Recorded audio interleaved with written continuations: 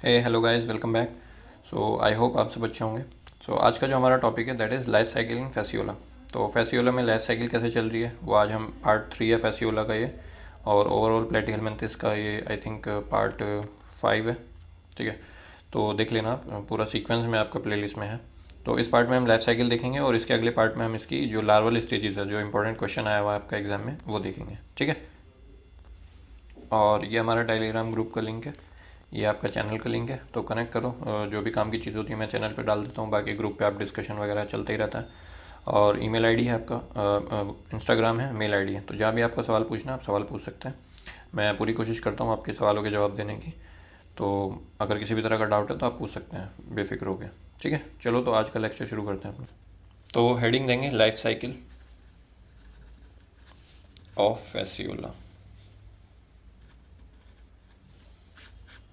ठीक है भाई, तो एक काम करते हैं, इसमें लाइफ साइकिल के साथ साथ जो लार्वल स्टेजेस हैं आपका, लार्वल स्टेजेस वो भी आएंगी।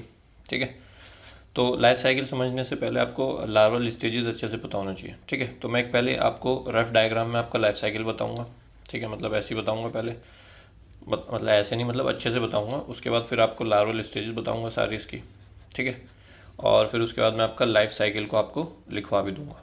ठीक है, कि क्या क्या लाइफ साइकिल में इसकी हो रहा है। ठीक है, तो इस तरह से हम इसको करेंगे। अगर ज़्यादा बड़ा हुआ है लेक्चर तो दो पार्ट में हो जाएगा, नहीं तो फिर एक ही पार्ट में कर दूंगा। ठीक है, चलो तो सबसे पहले लाइफ, जो कैसे लाइफ साइकिल्स की चल रही है, लाइफ साइकिल जो फैसियोला है उसमें कैसे कैसे हो रहा है वो मैं आपको बताता हूँ। ठीक है, तो जो चीज़ें मैं बोल रहा हूँ ना, ध्यान से सुनते जाना और कनेक्ट करना। ठीक है, एक कहानी की तरह पढ़ेंगे, एकदम मज़ा आ जाएगा पढ़ के। ठीक है, तो सबसे पहले जो अडल्ट फ्लूक है, अडल्ट फैसियोला जो है हमारा, वो पढ़ा हुआ है। देखो आपको पता है कि ये डायजेनेटिक है। ठीक है, हम कई बार पढ़ चुके हैं। और हर्माफ्रोडाइट है। ठीक है, डायजेनिक है और हर्माफ्रोडाइट है। तो डायजेनेटिक मतलब दो होस्ट चाहिए इसको। एक प्राइमरी होस्ट जिसको हम बोल रहे हैं शीप। ठीक है, और सेकेंडरी होस्ट जो है उसको हम ले रहे हैं यहाँ पे स्नेल। ठीक है, ये इंटरमीडिएटरी होस्ट है, इंटरमीडिएटरी होस्ट। क्योंकि इसमें जितनी भी लार्वल स्टेजेस हैं आपकी, लार्वल स्टेजेस वो मोस्टली आपका इसी में होंगी या इसकी बॉडी के बाहर होंगी, इसमें कोई लार्वल स्टेजेस नहीं है। ठीक है, तो इसलिए हम इसको इंटरमीडिएट होस्ट बोल रहे हैं स्नेल को। ठीक है भाई, चलो तो अब देखो लाइफ साइकिल कैसे चलेगी। और इसमें जो लार्वल स्टेजेस होते हैं, चलो पहले उसके नाम भी सुन लो। तो इसमें आपका जो लार्वल स्टेजेस होती है, चार पांच लार्वा होते हैं, मैं नाम लिख देता हूँ। एक तो होता है आपका मिरासीडियम लार्वा, मिरासीडियम लार्वा। ठीक है, अभी बताऊंगा कौन कहाँ पे आएगा। उसके बाद आपका मिरासीडियम के बाद आता है आपका sporocyst larva, sporocyst larva. Then आपका स्पोरोसिस के बाद आता है आपका redia larva, redia larva. Redia larva से आपका आता है cercaria larva, cercaria larva. Then cercaria larva के बाद आपका आता है metacercaria larva, metacercaria cercaria जो भी आपको सही लगे, लार्वा। ठीक है, तो ये पांच लार्वा हैं। कौन कहाँ पर एग्जिस्ट करता है, किसके बाद क्या आएगा, वो सब आपको अभी क्लियर हो जाएगा। तो चलो, एक होस्ट की बॉडी में अडल्ट फ्लूक रहा करता था। ठीक है, तो अडल्ट कौन है यहाँ पर, अडल्ट फ्लूक कहाँ पे रहेगा, शीप में रहेगा। तो ये आपका अभी शीप की बाइल डक में पड़ा हुआ है। जैसे जैसे मैं आपको बताऊंगा वैसे ही लिखवाऊंगा, तो एकदम आसानी से आपको समझ में भी आ जाएगा। ठीक है, तो अडल्ट फ्लूक जो है वो आपका पड़ा हुआ है शीप की बाइल डक में। वहाँ पर इसने करा कॉपुलेशन। क्या करा, कॉपुलेशन। या तो मोस्टली तो इसका क्रॉस फर्टिलाइजेशन होता है, मेल और फीमेल अलग होंगे, या फिर आपका ये सेल्फ फर्टिलाइजेशन भी कर सकता है, मतलब बहुत ही रेयर है। तो इसने करा कॉपुलेशन। कॉपुलेशन भी कहाँ पर, आपका बाइल डक्ट में ही करा। किसकी बाइल डक्ट में, शीप की बाइल डक्ट में। तो अभी हमने कहानी शुरू करी है शीप से। तो शीप क्योंकि प्राइमरी होस्ट है इसलिए हमने शीप से इसकी कहानी शुरू करी है। ठीक है, तो कॉपुलेशन करने के बाद आपका क्या होगा, कॉपुलेट करेगा तो उसके बाद जो मेल है वो अपना, जैसे हमने पढ़ा था कि मेल के पास सीरस होता है वो इवर्ट आउट हो जाता है, और फीमेल की जो लॉर्ड्स कैनाल है उसमें जाके इंसर्ट होता है और अपने स्पर्म वहाँ पे छोड़ देता है। ठीक है, तो कॉपुलेशन करने के बाद स्पर्म पहुँच गया। स्पर्म पहुँचने के बाद आपका फर्टिलाइजेशन हो जाएगा। क्या हो जाएगा, फर्टिलाइजेशन। फर्टिलाइजेशन होने के बाद जो फर्टिलाइज आपका जाइगोट बनेगा, है ना, तो जाइगोट के ऊपर एक कवरिंग हो जाएगी जिसको हम बोलते हैं कैप्सूल। ठीक है, तो कैप्सूल का फॉर्मेशन आएगा। और ये कैप्सुलेटेड जो पार्ट है इसको हम बोलते हैं, ये आपका इसकी बॉडी में जो अडल्ट फ्लूक है इसकी बॉडी में आपका ऐसे रहेगा। और जब ये कैप्सूल जो है इसमें जाइगोट के बाद इसमें फर्दर डेवलपमेंट होता रहेगा इसी में कैप्सुलेटेड पार्ट में ही। वो मैं आपको बताऊंगा कैसे कैसे होगा। तो जाइगोट का डिवीजन होगा, क्लीवेज होगा, है ना, वो अलग अलग टाइप का जो होगा वो छोड़ो अभी। तो कैप्सुलेटेड पार्ट बनेगा, और कैप्सुलेटेड पार्ट जो है वो आपका बॉडी से बाहर आ जाएगा फीसिस के थ्रू। जो अडल्ट है अडल्ट शीप जो है, सॉरी शीप जो है उसकी जो इंटेस्टाइन है वहाँ पर ये मुंह पहुँचा देगा अपना ये जाइगोट, और डेवलपमेंट इसका होता रहेगा कैप्सुलेटेड फॉर्म में, और ये कैप्सुलेटेड फॉर्म जो है इस शीप के फीसिस के थ्रू जो है वो बाहर आ जाएगा, out through the faeces of sheep. तो ये शीप की बॉडी से बाहर आ जाएगा फीसिस के थ्रू, ठीक है। तो इसका नाम होगा आपका, जब ये रिलीज होगा तो उसको हम बोलेंगे इंसिस्टेड, क्योंकि कैप्सुलेटेड है, insisted miracidium larva, miracidium larva, क्योंकि जाइगोट के बाद इसमें डेवलपमेंट हो रहा है, इसी कैप्सूल के अंदर डेवलपमेंट भी हो रहा है, वो सब मैं बताऊंगा। तो हमने उसको बोला मीरासीडियम लार्वा, ठीक है भाई।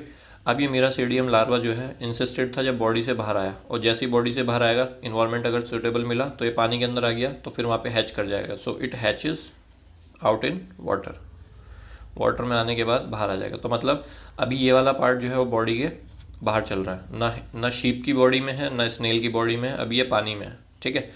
अब ये पानी में हैच कर जाएगा, और हैच करने के बाद आपका लगभग 24 घंटे तक सर्वाइव करेगा। अगर 24 आवर के अंदर इसको इसका सेकेंडरी होस्ट मिल गया जो कि आपका स्नेल है, so it find secondary host 24 hours के अंदर, है ना। अगर ये मिल गया तो ठीक है, इसकी बॉडी में एंटर कर जाएगा, एंटर्स द स्नेल्स बॉडी। एक सेकेंड, दिख ही नहीं रहा होगा।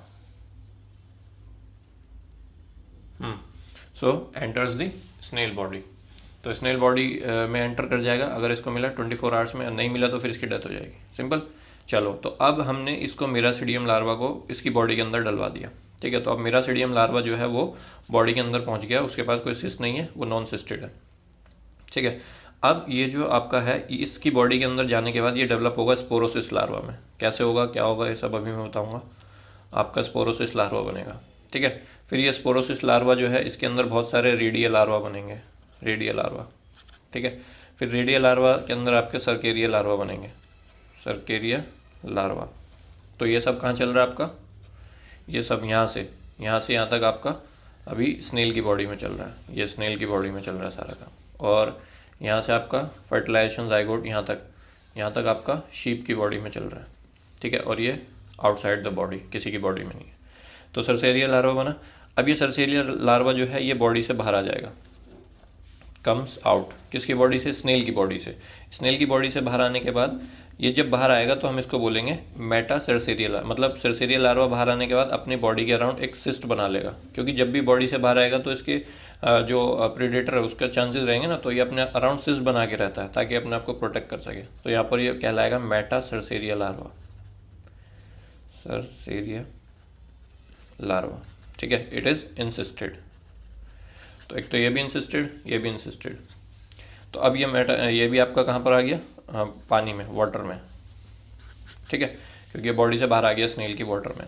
अब ये जो मेटा सरसेरिया लार्वा है, इसको जो शीप है वो आपका इंजेस्ट कर लेगा। मान लो ये पानी में पड़ा, घास वास पे पड़ा हुआ कहीं, तो शीप ने घास खाई तो ये बॉडी में चला गया शीप की, सो इंजेस्टेड बाय शीप, ठीक है। उसने इंजेस्ट करा, और जैसे ही इसकी बॉडी में पहुंचा तो जो सिस्ट के पास जो गैस्ट्रिक जूस है, वो गैस्ट्रिक जूस इसका जो सिस्ट फॉर्म है इसकी उसको डिजोल्व कर देगा। तो जो सिस्ट फॉर्म है वो सिस्ट डिजोल्व हो गया, तो जो सरसेरिया मेटा सरसेरिया लार्वा है वो बाहर आ जाएगा, और वो आपका अडल्ट फॉर्म एक्वायर कर लेगा, ठीक है। सो अडल्ट फॉर्म एक्वायर्ड, ठीक है। And this adult form then reaches to the bile duct, और ये फिर इसी तरह से आपका ऐसे चलता रहेगा, ठीक है। पूरा सर्कुलर तो नहीं हुआ, बट ये एक समवॉट सर्कुलर टाइप ही हो गया। तो यहाँ से लेके यहाँ तक ये आपका शीप की बॉडी में हुआ, ये आपका वाटर में, ये आपका वाटर में, और यहाँ से यहाँ तक आपका स्नेल की बॉडी में हुआ। तो इस तरह से कुछ आपका लाइफ साइकिल इसकी होती है। समझ में आ गया? तो इसको मैं आपको एक डायग्राम में और दिखाता हूँ, डायग्राम में देखो, और फिर उसके बाद मैं आपको एक एक करके ना इसके लार्वा बताता हूँ। तो सबसे पहले मैं आपको मेरासीडियम लार्वा बताऊंगा, ठीक है। तो मेरासीडियम लार्वा बताने के लिए आपको एक प्रोसेस पता होना चाहिए कि कैसे कैसे क्या क्या हो रहा है, ठीक है भाई। तो ये लाइफ साइकिल एक बार इसमें देख लो आप। तो ये अडल्ट फ्लूक है आपका, ठीक है। तो अडल्ट फेसियोला जो है वो अपना बाइल डक्ट में जो है दूसरे फेसियोला के साथ आपका कॉपुलेशन करेगा। कॉपुलेशन करने के बाद आपका जाइगोट का फॉर्मेशन होगा, फिर जाइगोट में आपका अंदर डेवलपमेंट होगा, तो उसके बाद आपका इंसिस्टेड मेरासीडियम लार्वा बनेगा, ठीक है।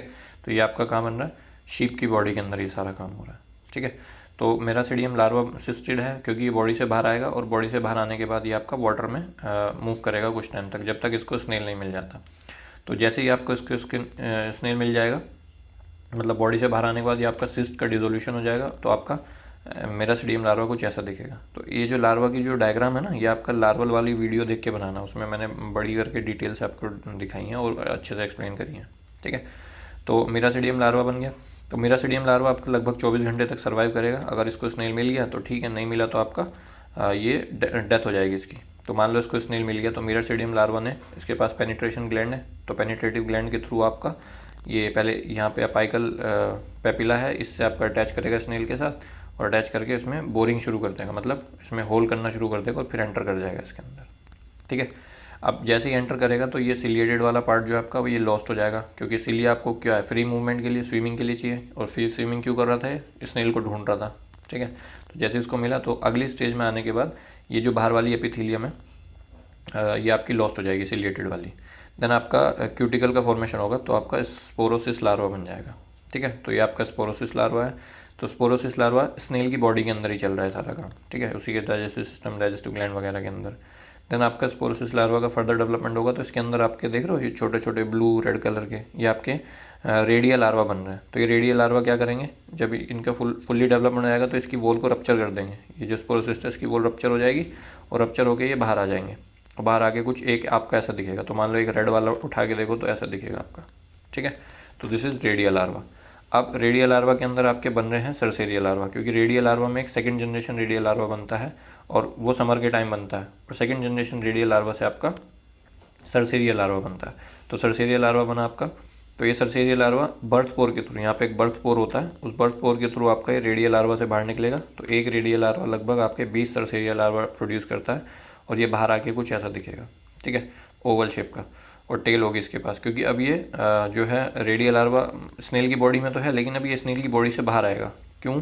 क्योंकि अब इसको शीप की बॉडी में एंटर करना है, तो इसलिए इसके पास टेल है, क्योंकि पानी में आएगा तो स्विमिंग करने में हेल्प चाहिए ना। तो अब ये स्नेल की बॉडी से बाहर आ जाएगा, और स्नेल की बॉडी से बाहर आने के बाद ये वाटर में रहेगा, और वाटर में रहने के बाद ये आपका प्लांट वगैरह जो ग्रास वगैरह वहाँ पे जाके बैठ जाएगा और वेट करेगा शीप का, और शीप आके घास वास खाएगी, तो ये घास के थ्रू जो है जो शीप की बॉडी है उसमें एंटर कर जाएगा। और जब ये आपका बाहर रहेगा तो अपने अराउंड एक सिस्ट बना लेगा, उसको हम बोलते हैं इंसिस्टेड मेटासरसेरियल लार्वा, जो मैंने आपको मतलब जो अभी आपको समझाया था उसमें मैंने बताया था। तो डेथिकेशन वगैरह से बचने के लिए तो ये एंसिस्टेड फॉर्म ही आपका शीप के अंदर जाएगी, और फिर ये सिस्ट जो है वो आपका डिजोल्व हो जाएगा इसके बाइल जूस से, और फिर अडल्ट जो है वो आपका बाइल सिस्टम में वापस से पहुंच जाएगा, और फिर अपना वापस से कॉपुलेशन करेगा, और इसी तरह से इसकी लाइफ साइकिल चलती रहेगी, ठीक है भाई। तो ये आप एक डायग्राम बना लो। जो लार्वल स्टेजेस है आपकी, वो तो डिटेल में आपको जो लार्वा मैंने लार्वा वाली वीडियो डलेगी उसमें आप देख लेना। तो बाकी कुछ ऐसा होता है, क्लियर है। चलो, तो डायग्राम देख लिया आपने। अब उसके बाद क्या करते हैं, पहले लाइफ साइकिल को लिख लेते हैं, ठीक है, फिर उसके बाद मैं आपको जो लार्वल स्टेजेस है वो बताऊंगा, ठीक है। तो कैसे शुरू हो रहा है आपका कि मेल एंड फीमेल, एक काम करता हूँ मैं पहले लिख देता हूँ वरना फिर लंबा हो जाए। चलो लिख ही लेते हैं।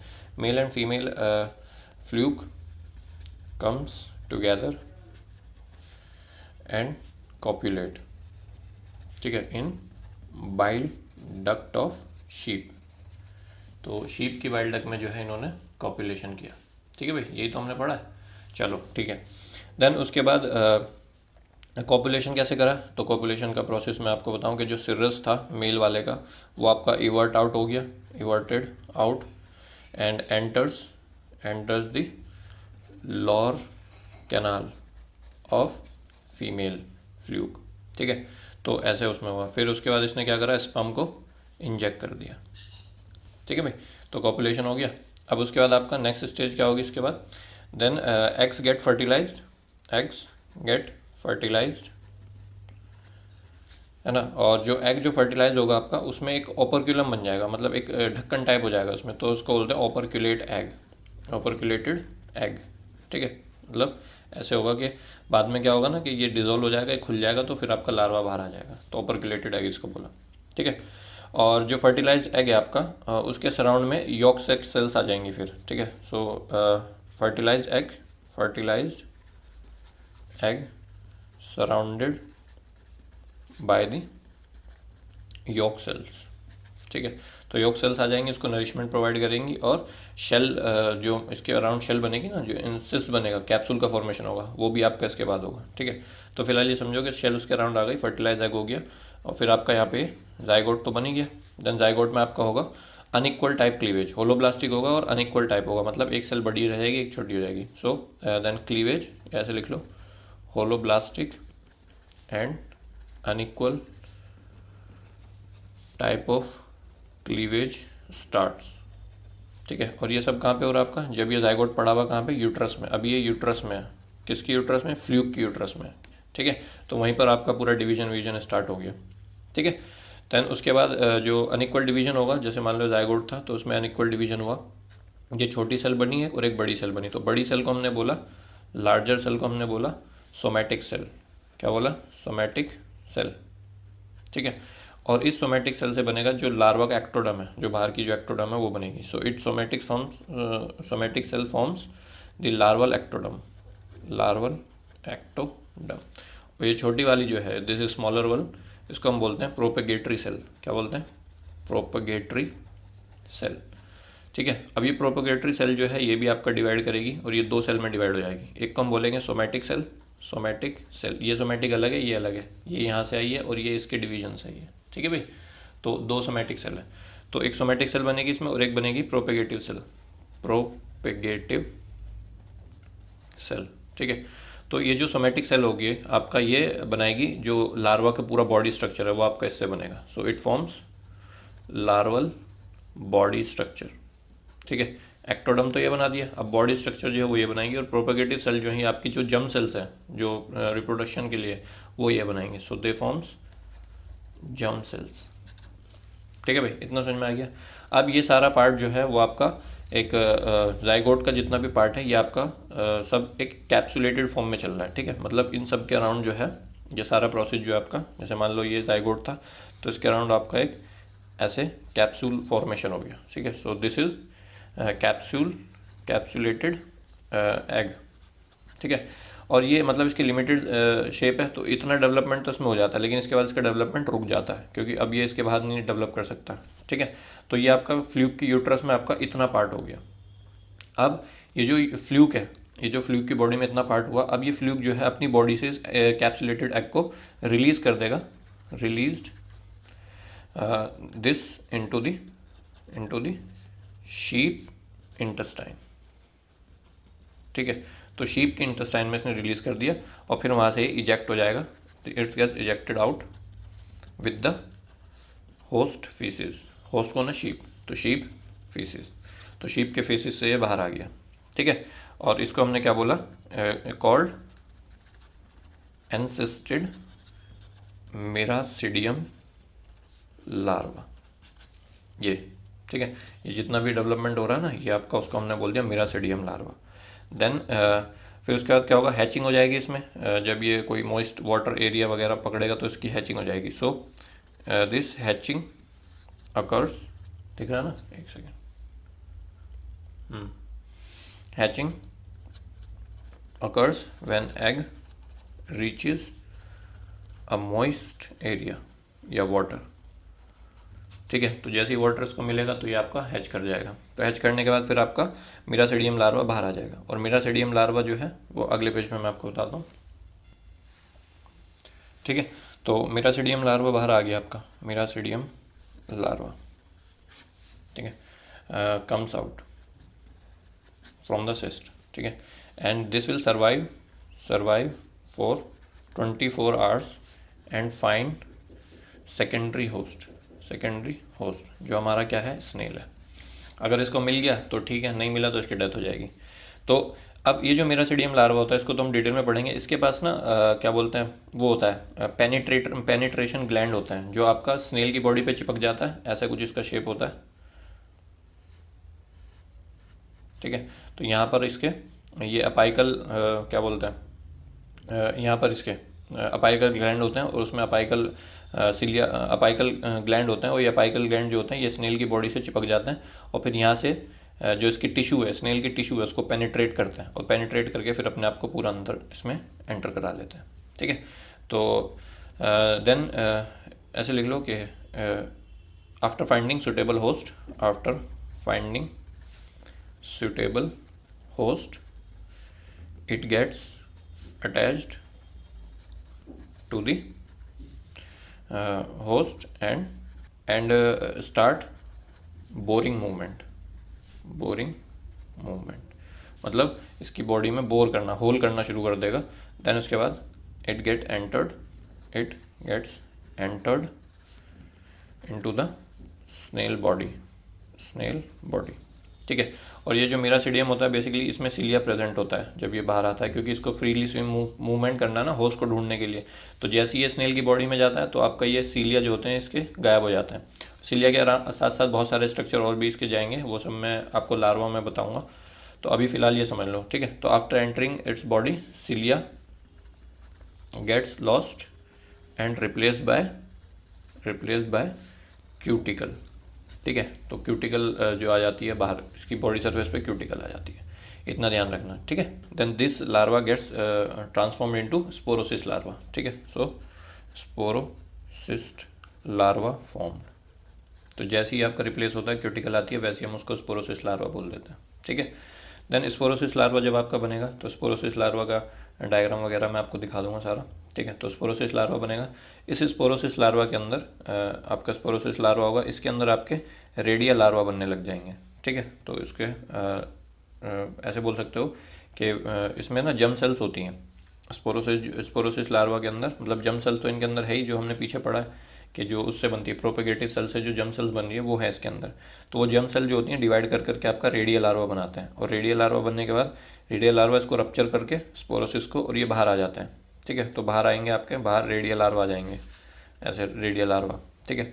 और फिर रेडियल लार्वा के अंदर आपके सरसेरियल लार्वा बनेंगे, इनके अंदर आपके सरसेरियल लार्वा बनेंगे, और यहाँ पे एक बर्थ पोर होता है, इस बर्थ पोर के थ्रू ये सरसेरियल लार्वा बाहर आ जाएंगे। ठीक है। ये सब स्नेल की बॉडी के अंदर हो रहा है। तो ये लिख लेंगे कि sporocyst larva form, then the germ cells of sporocyst undergo repeated division to form redia larva. ठीक है। देन रेडिया लार्वा बन गया आपका। तो रेडिया लार्वा जो है, redia larva comes out by rupture of sporocyst. ठीक है। स्पोरोसिस का रप्चर करके बाहर आ जाएगा। And they have birth pore. ठीक है। रेडियल लार्वा के पास बर्थ पोर होता है। तो अब सरसेरियल लार्वा जो है वो जो रेडियल लार्वा की जर्म सेल्स हैं वो आपका फर्दर डेवलप करेंगी विंटर समर अलग अलग सीजन में। ठीक है। तो वो लार्वा में मैं आपको बताऊंगा। मतलब इसके बाद वाला पार्ट ना आप डिटेल में लार्वा में देख सकते हो, तो पूरा यहाँ से कनेक्टेड रहेगा। वो हो सकता है यहाँ पे थोड़ा बहुत आपको समझ में ना आए, इमेजिन करने में प्रॉब्लम हो, तो यहाँ के बाद आप लार्वल जो क्या बोलते हैं वो लार्वल स्टेजेस है, यहाँ के बाद देखोगे तो पूरा कनेक्टेड रहेगा। ठीक है। बट फिर भी मैं आपको बता रहा हूँ ये। तो रेडियल लार्वा जो है वो रप्चर करेगा स्पोरोसिस को और बाहर आ जाएगा, और उसके बाद बर्थ पोर है। ठीक है। और जो रेडियल लार्वा के पास जर्म सेल्स हैं वो जर्म सेल जो है वो डेवलप करेंगे cercarial larva. So germ cells of radial larva gives rise to cercarial larva. ठीक है। मतलब डायरेक्टली सरसेरियल लार्वा नहीं बनते, इससे आपका सेकेंड जनरेशन रेडियल लार्वा बनता है, सेकेंड जनरेशन रेडियल लार्वा, और फिर वो सेकेंड जनरेशन रेडियल लार्वा आपका सरसेरियल लार्वा में कन्वर्ट हो जाता है। ठीक है भाई। और सरसेरियल लार्वा बन गया। तो सरसेरियल लार्वा जो होता है आपका वो कुछ ऐसा होता है, उसके पास टेल होती है छोटी सी, क्योंकि अब इसको बॉडी से बाहर आना है स्नेल की, तो इसको मूवमेंट करने के लिए सीलिया तो है नहीं, तो टेल से मूवमेंट करेगा। So this cercarial larva comes out of the snail. Cercaria larva comes out the body of snail. ठीक है। तो इस सरसेरियल लार्वा जो होता है इसके पास कुछ सेल्स होती हैं जिसको हम बोलते हैं सिस्टोजीनस सेल्स। तो यहाँ पे आपकी सिस्टोजीनस सेल्स होती हैं, और वो सिस्टोजीनस सेल जो होती हैं वो सिस्ट का फॉर्मेशन में हेल्प करती है। तो वो ये अपने अराउंड एक सिस्ट बना लेता है जब बाहर आता है, क्योंकि प्रोटेक्ट करना ना अपने आप को, तो सिस्ट बनाएगा, तो अपने अराउंड सिस्ट बनाएगा और टेल इसकी लॉस्ट हो जाएगी। ठीक है। तो comes out of the body of the snail, then it swims in water and gets settled on grass और plants। ठीक है। तो सेटल्ड हो जाएगा, और सेटल होने के बाद एक सेकेंड, सेटल होने के बाद ये अपने अराउंड एक सिस्ट बना लेगा एंड फॉर्म्स आफ्टर सेटलमेंट, ऐसे लिखा, after settlement it forms a cyst around itself. ठीक है, तो सिस्ट बना लेगा एंड कॉल्ड मेटासेरेसिया लार्वा, मेटासेरेसिया लार्वा। तो मेटासेरेसिया लार्वा बन गया। ठीक है भाई, इतना समझ में आ गया, वेरी गुड। अब मेटासेरेसिया लार्वा जो है इसमें क्या होगा आपका, ये दिस मेटासेरेसिया लार्वा, मैं बोल रहा हूँ आप लिख लो या मैं लिख देता हूँ। सो दिस मेटासेरेसिया लार्वा, क्या बोलते हैं, this metacercaria larva gets ingested by the sheep while grazing। ठीक है, जब शीप जो है घास और प्लांट वगैरह खाएगा, ग्रेज करेगा, तो ये जो है इंजेस्ट कर लेगा, मतलब शीप जो है वो उसको इंजेस्ट कर लेगा। ठीक है, देन इसके पास सिस्ट है, मेटासेरेसिया के अराउंड तो सिस्ट है। तो जब जैसी होस्ट की बॉडी में, मतलब शीप की बॉडी में, अब ये शीप की बॉडी में आ गया ना, तो शीप की बॉडी में जो गैस्ट्रिक जूस है वो इसके सिस्ट को डिजोल्व कर देंगे और ये आपका ट्रांसफॉर्म हो जाएगा अडल्ट में। So cyst gets dissolve by host digestive juices। ठीक है, and then fluke comes out and reaches bile system। ठीक है, and starts this cycle again। ठीक है भाई, तो ये इस तरह से कुछ इसकी साइकिल आपकी मैंने बता दी आपको, समझ गया ना, सिंपल है, कोई मुश्किल नहीं है, मैंने बहुत ही सिंपल वे में आपको बताई है। तो इसको यहीं पे एंड करते हैं, अगली वीडियो में मैं आपको जो लार्वल स्टेजेस हैं वो मैं आपको बताता हूँ।